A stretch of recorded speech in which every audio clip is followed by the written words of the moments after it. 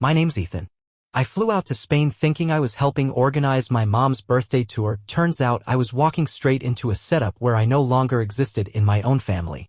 One by one, seat by seat, they replaced me. They handed my role off like I never mattered. They cut me from the video altogether. Someone even had the nerve to say I didn't belong. So I scrapped the whole European tour. Every reservation, every plan canceled. Because the contracts? All in my name. But if I'm honest, the real story didn't start in Barcelona.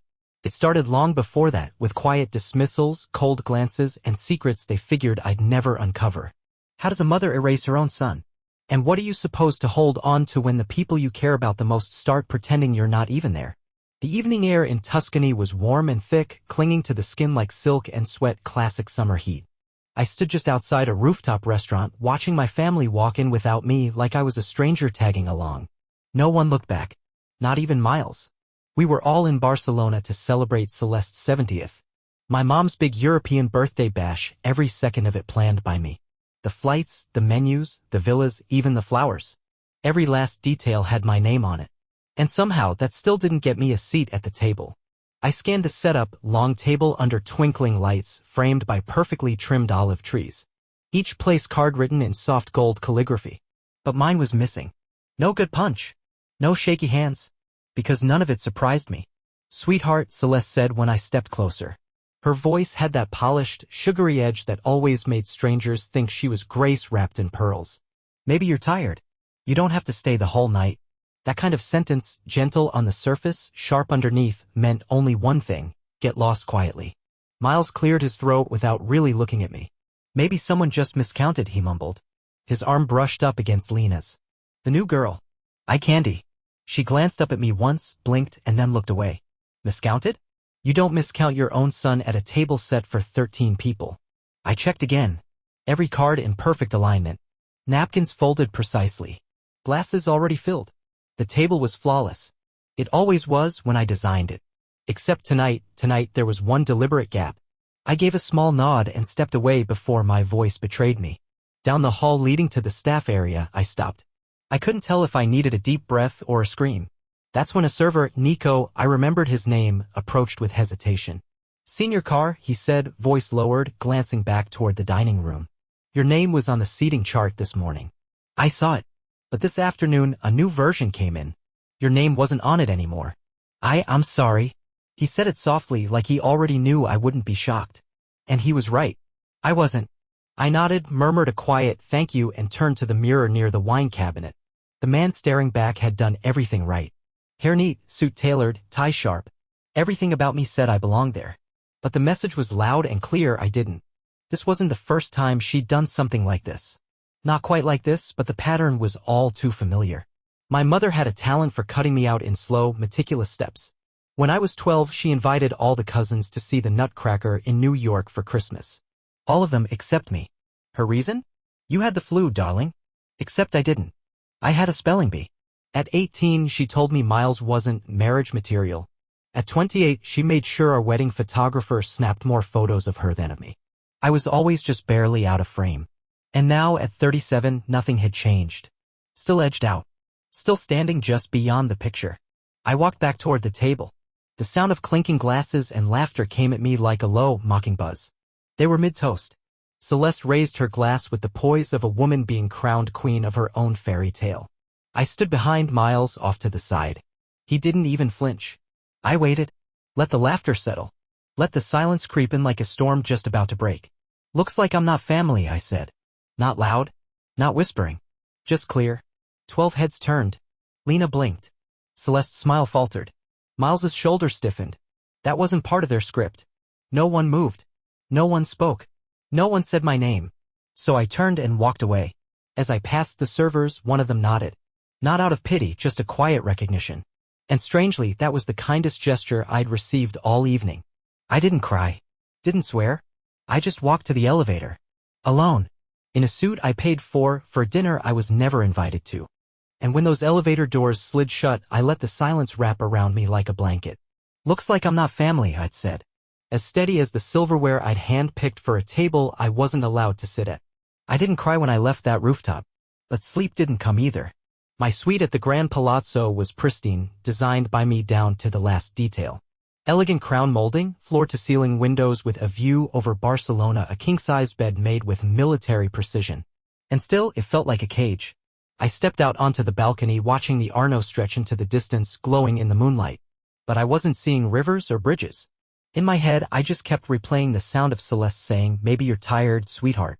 That's the kind of line you use when you've already decided someone doesn't belong.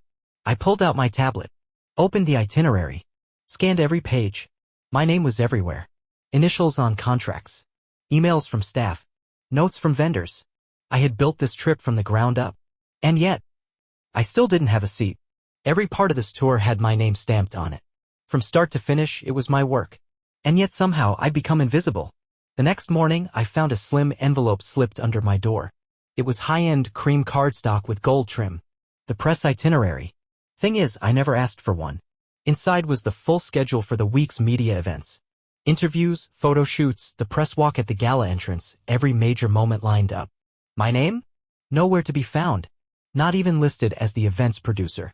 Lena's name, though? It showed up twice. Once as Celeste's legacy partner and again as brand liaison. I didn't hesitate, I called Nico, my publicist. He picked up on the third ring, his voice already sounding tense. "Ethan, hey, look, I thought." He paused. "Celeste said you didn't want to be involved in the press portion. Said you preferred to stay behind the scenes this time." "She actually said that?" I asked. "That's what I was told," he replied. "I assumed you signed off on it." "She said you were feeling overwhelmed." Overwhelmed? That was a new one. Just last month, she told a vendor I was being controlling. Last year, I was too ambitious for someone without a PR background. I didn't argue. Didn't raise my voice. I thanked Nico and ended the call. Later that day, I walked into the conference suite to check the lighting for Celeste's birthday tribute. Lena was already there, standing at the podium, posing in front of a small AV crew. She looked polished, like she'd stepped out of a magazine ad. Hair perfectly curled. Lipstick matched her blazer. Her hands moved as if she'd rehearsed this 100 times. I walked up to one of the coordinators and asked where the speaking notes were. He handed me a folder labeled, "Lena Keynote." Right then, Celeste walked in like everything was perfectly normal. "Oh, Ethan," she said with that same rehearsed smile. "I thought we talked about this. Lena's handling the toast this year. She's got a fresh voice," she added. "Something that really resonates with the younger crowd. You know how the press eats that up." I must have nodded. I don't even remember doing it. But that's what people like her count on, you freezing just long enough for them to keep moving forward. I left without another word. Went straight back to my suite, opened the bottom drawer of my suitcase, and pulled out an old leather journal I hadn't touched in months. On a blank page, I wrote, "They don't just want me out. They want me erased." And then I underlined it. A memory popped into my head before I could shut it down. I was 8. Celeste had helped plan a holiday recital at my school. I was supposed to open the show with a short poem about snowflakes and winter magic. Silly but sweet. I was proud of it. The night before the performance, she pulled me aside and said, "I gave your part to Chloe. She's not as strong as you. You'll be fine." She wouldn't be. I smiled. I always did. That's what good sons do. Until they stop pretending. I stood in front of the mirror and told myself, "You're not 8 anymore." And I meant it. The game might have changed, but the players hadn't. Celeste was still pulling strings. Lena played the favorite without a second thought. Miles stayed just distant enough to protect his own peace of mind. But me? I was done waiting to be included. If they were rewriting the family story, they'd soon remember. I'm the one holding the pen. I didn't make a scene, but I didn't disappear either. That night, I arrived at the hotel ballroom ahead of schedule. The chandeliers had just been turned on, casting soft gold light across the marble. The scent of polish still hung in the air. Tech crews were moving cables, adjusting spotlights. The AV table looked like chaos, cords, screens, and somebody's half-eaten biscotti. I walked through the room like I belonged there. Because I did. This entire experience? I built it. Every swatch of fabric, every cue for lights and music, my hands had touched it all. Even if they wouldn't admit it, my fingerprints were on everything. Nico saw me and nodded. "We're loading the final tribute video now. Want to preview it?" I gave a quick yeah and crossed my arms. On the outside, I looked calm. Inside, I was bracing for impact. The screen flickered to life. It started with old movies Celeste had converted years ago. There I was, 7 years old, clinging to her skirt at a museum gala. Then riding a pony at a family ranch event. School photos. Birthday cake. Classic childhood stuff. My throat tightened. Not from nostalgia, but from knowing what was about to happen. And I was right. Halfway through, I disappeared. The rest of the montage? Celeste's recent highlights. Award ceremonies, staged interviews, photo shoots. And in every public scene beside her? Lena. Lena smiling at charity events. Lena backstage, laughing. Lena receiving flowers at a fashion benefit. Over all of it, my mother's voice played like a living obituary. I've always believed legacy is about who stands beside you. Not just where you've been, but who you trust to carry the light forward. I didn't blink. Not once. I turned to the AV tech and asked, "Can I see the cue sheet for the slideshow?" He handed it over, laminated, color-coded, neatly arranged. Segment 1, Celeste's early years. Segment 2, Celeste and her protege. Segment 3, Celeste's legacy speech, Lena, live. That was it. No segment 4. No mention of me. Not even listed as a producer. Not even tucked into the background. This wasn't a tribute. It was an erasure. This wasn't just a tribute video, it was a transfer of power. I snapped 2 photos of the cue sheet with my phone. Different angles. No flash. You good? Nico asked, trying to sound casual. Perfect, I said. Just making sure we're on schedule. He shot me that look one people give when they sense something's off but don't want to be the one to say it. Then he turned back to the monitors. I left the ballroom slowly, not because I was tired. Because I was thinking. Calculating. Once back in my suite, I opened the archive folder on my tablet, the place where I stored records from every major event I'd ever produced. I uploaded the photo of the cue sheet and labeled it Celeste Tribute, Proof of Erasure. This wasn't about revenge. It was documentation. A receipt. Something to point to the next time someone asked, "Are you sure it wasn't just a mistake?" Because it never was. A knock at the door broke the silence. Room service. Only. I hadn't ordered anything. The staff smiled and handed me a tray covered in silver. Underneath the lid, 1 espresso and a small handwritten note. Lena's handwriting. "She's earned this. Please don't make it about you. V." I let out a quiet laugh. Not loud. Not bitter. Just exhausted. Because this is how people try to erase you, they don't come at you head on. They just let you fade. A little at a time. So slowly, no one even notices when you're gone. The next morning, a memory surfaced. One I hadn't thought about in years. My first solo feature in Chicago Celebrates magazine. I was 25. I earned that spotlight on talent, no favors, no shortcuts, no name to ride on.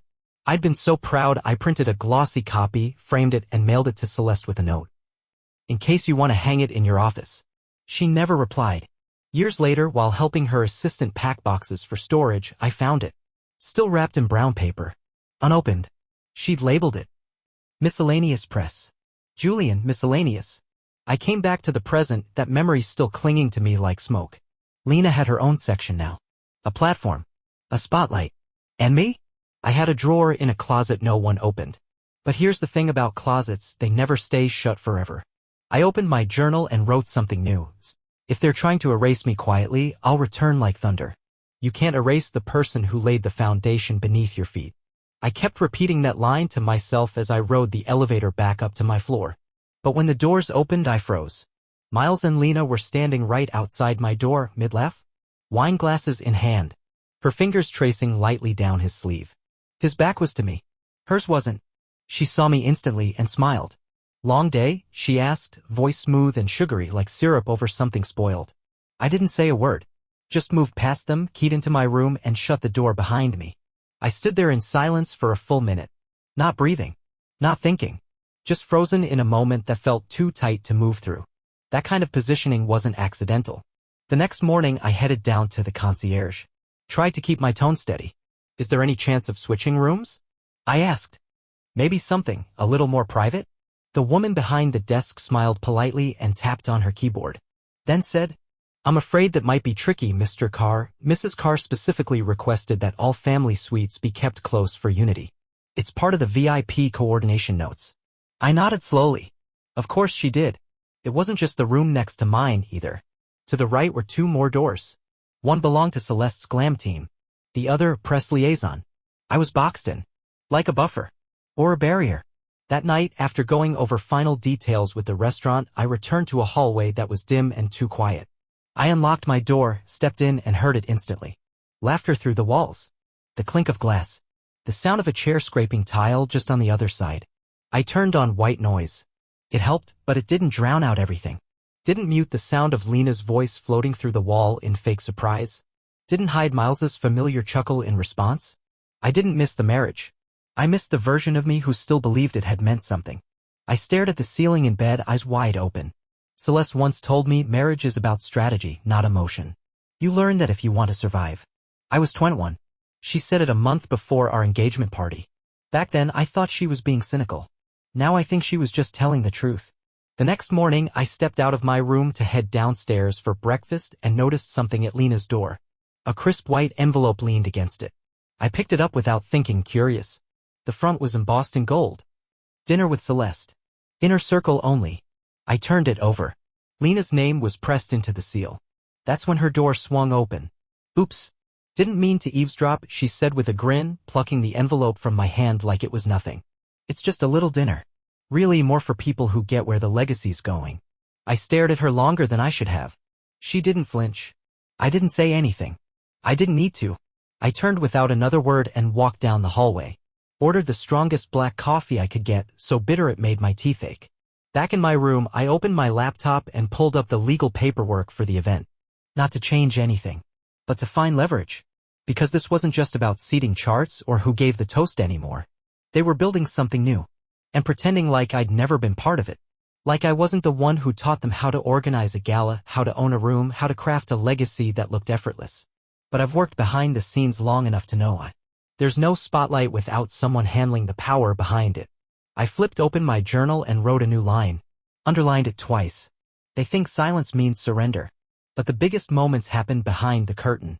They parked me right next to the mess they'd made, maybe hoping I'd just sit there and watch it burn. But I've lit enough stages to know exactly when to cut the lights. I was up before the sun. The city was still sleeping, but I wasn't. I slipped into the conference suite while the final printouts were being prepped, event brochures, media kits, place cards, sponsor folders. Everything looked perfect. Polished. Expensive. Except one thing stood out. My name was missing. Nowhere to be found under executive event producer. Not in the acknowledgments. Not even buried in the back pages where they thanked the damn florist or shuttle service. It was like I'd never touched the event at all. Which was wild considering I had built the entire thing. I didn't say anything.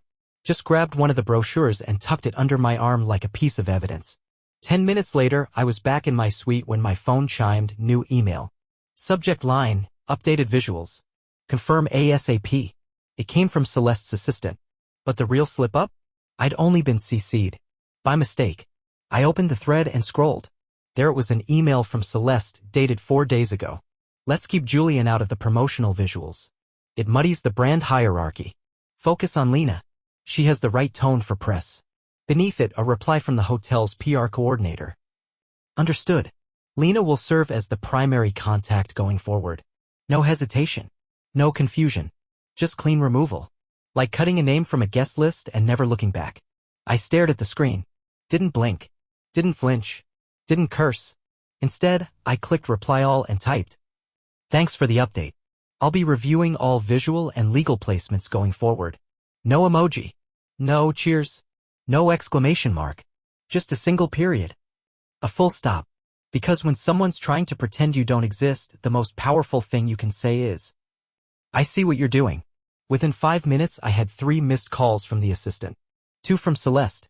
I didn't pick up. I took my time. Got dressed. Ate breakfast. Waited. Around 10 a.m. I made my way to the rooftop viewing deck. I knew she'd be there. And sure enough, there she was, standing alone, gazing across the skyline like some queen surveying her kingdom.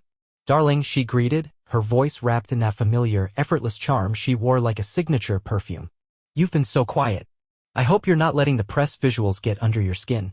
It's just optics, not affection. I stepped beside her. Let the silence stretch until it got uncomfortable. You don't get to call it affection while you're erasing me, I said quietly. She turned and looked at me. There was something in her eyes. Maybe surprise.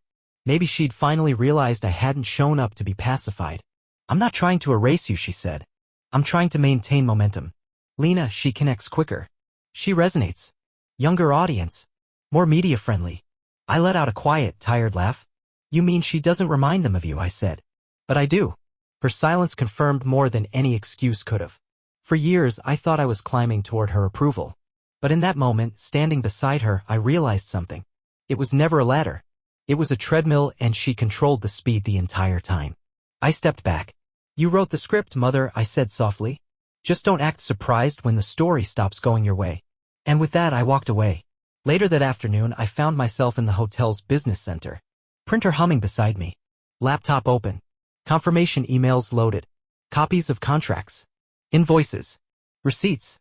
My company had fronted more than half the cost of this trip. Every detail of that tour had my name on it. Every single arrangement had passed through my hands. I filed each document into a secure folder and labeled it clearly. Contingency plan, car events. If they wanted a legacy without me, they could go ahead and build it without my backing. If cutting me out was part of their grand rebrand, they should have thought twice before laying that foundation with my signature. I closed the final contract folder, locked the door to the private meeting room the hotel had lent me, and opened my laptop with a kind of clarity I hadn't felt in years. The screen lit up, and so did I. Every vendor, every contact, every logistic neatly tracked in a spreadsheet I built. Color-coded, cross-referenced, designed down to the last cell. Every invoice tied to car events. Every dollar. Every confirmation. All roads led to me. They could push me out of the spotlight, but they'd forgotten one critical thing. This production only existed because I built it. And if I built it, I could take it apart. So I did. First stop, Tuscany. I called the vineyard directly. The manager picked up right away, greeted me by name. Friendly. Professional.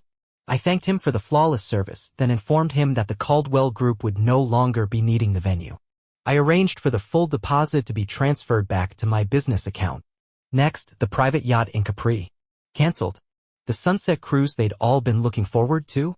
Gone. Deposit refund was already scheduled for the next morning. Then the villa. Cancelled. Then the private Vatican tour. I emailed the cultural liaison myself, explained there had been a change in plans. She got back to me in minutes, kind and apologetic, confirming the cancellation. Each interaction was courteous. Every move clean. Professional detachment dressed in silk.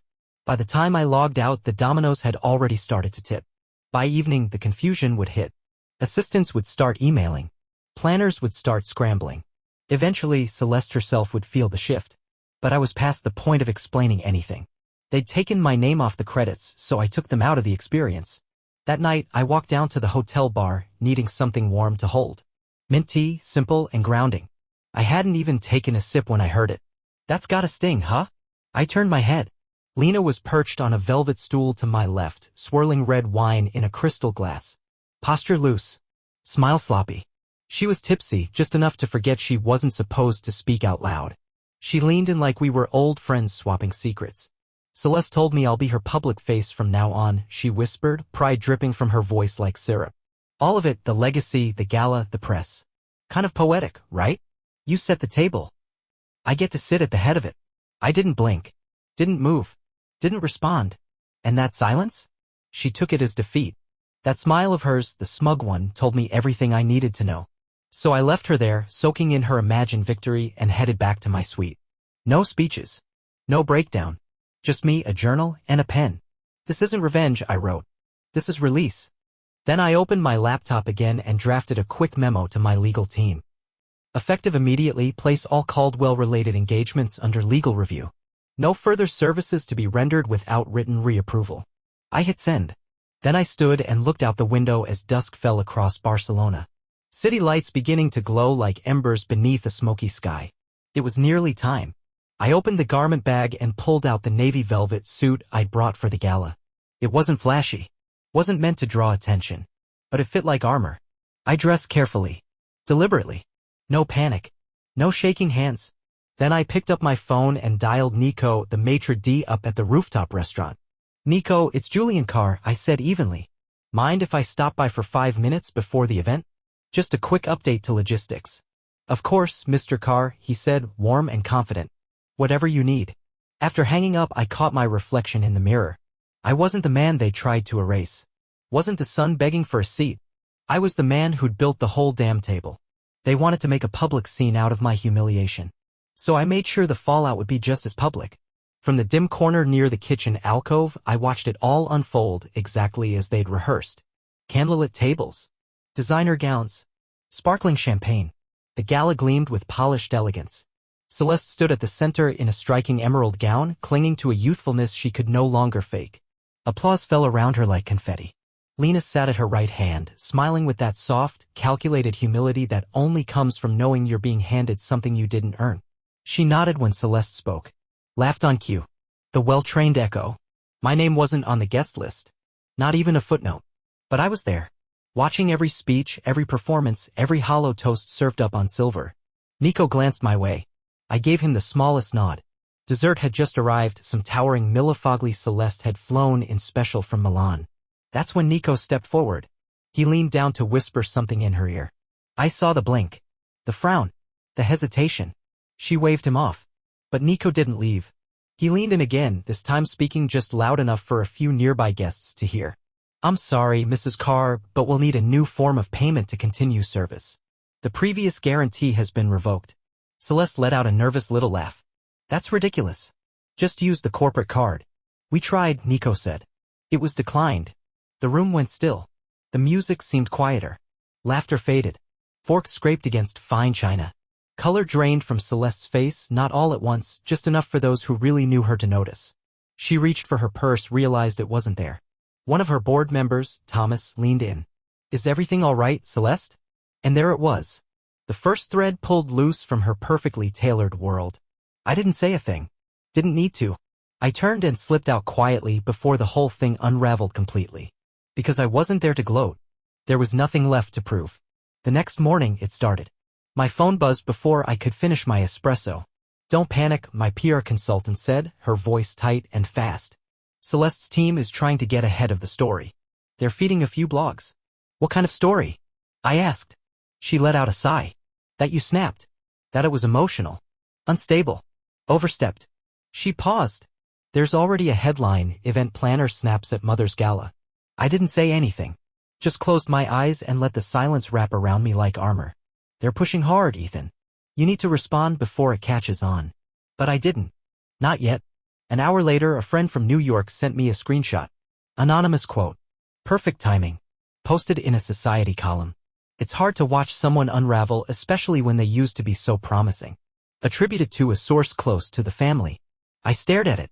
Read it twice. Then I opened my voice memo app and hit record. My name is Julian Carr, I said, voice low and steady. And I'm not unraveling, I'm remembering.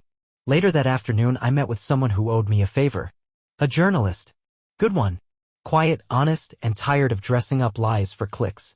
I laid it all out for him, every invoice, every contract, every time-stamped cancellation. I'm not here for a hit piece, I told him. I don't want drama. I want clarity. I want truth to be louder than the myth she's selling. He nodded. You're not the first person Celeste's tried to rewrite. That night, I slept with my phone face down. No alerts. No headlines. Let them panic. Let them twist it.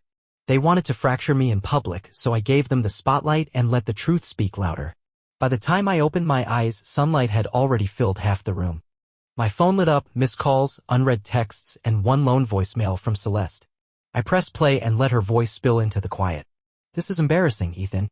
Please stop. No apology. Just control in a softer voice. The kind of message you leave when you care more about the fallout than the damage you caused. I didn't call back. Instead, I sat at the desk near the window, sipped my coffee, and reread a statement I'd written weeks ago, one I never planned to use. Until now. At noon, Celeste hosted a reconciliation brunch in the hotel's conference lounge. Tightly curated guest list. Just enough velvet and champagne to make it look like diplomacy, not desperation. I wasn't invited. I showed up anyway. The second I opened the door, the room quieted. Forks froze. Conversations flatlined. Celeste looked up, tight-lipped. Hands folded like a statue trying to fake grace. Lena blinked. Miles dropped his eyes to his plate. I didn't rush. My footsteps echoed as I crossed the room, slow and sure. A folder tucked under my arm. I stopped by Celeste's table. Set the folder down, gently but firmly. You all deserve to know what really happened. Celeste stood. Ethan, this isn't the time. It never is, I said. But I'm done waiting for permission. I opened the folder. One by one, I pulled out the evidence, screenshots, bank transfers, vendor emails, black ink tracing a pattern of quiet erasure. This, I said, holding up her email to the press team, is how you remove someone without ever saying their name. No yelling. No drama. Just truth spoken clearly. This is what erasure looks like when power fears accountability. And this, I lifted the final page, a vendor cancellation confirmation. This is what consequence looks like when someone finally says no. The room fell completely silent. Celeste forced a smile. Her voice cracked. We're family, Ethan. You're overreacting. Are we? I said calmly. Then why was I never allowed to speak without being edited? People shifted in their chairs. One journalist quietly hit record. Miles stood and walked out. Lena went pale but stayed. Celeste's expression didn't twist into rage. It just fractured. Something brittle finally broke behind her eyes. I closed the folder. I don't need a seat anymore, I said. I brought my own table. And I'm not asking for an apology. I'm asking for space. I turned to leave. Paused at the door. You can keep the spotlight, I added. I'll keep my name. And I walked out. No applause. No cameras. Just the sound of my shoes echoing through the hallway. And a future I wasn't afraid to walk into. Some stories don't need sequels. Just a clean ending signed in your own handwriting. I left Barcelona without a show. No dramatic stares back at the lobby. No last look at the hotel facade. Just a quiet, one-way ride to the airport, my bags packed with dignity, not souvenirs. At the Alitalia counter, I upgraded to first class using points my business had earned over a decade of flawless work. No guilt. No hesitation. From the window, Barcelona stretched below me, ancient rooftops glowing in the sun. But I didn't feel nostalgic. I felt free. I didn't check my phone, not because I feared the backlash, but because I already knew how the story ended. When I stepped into my apartment back in Chicago, I felt it.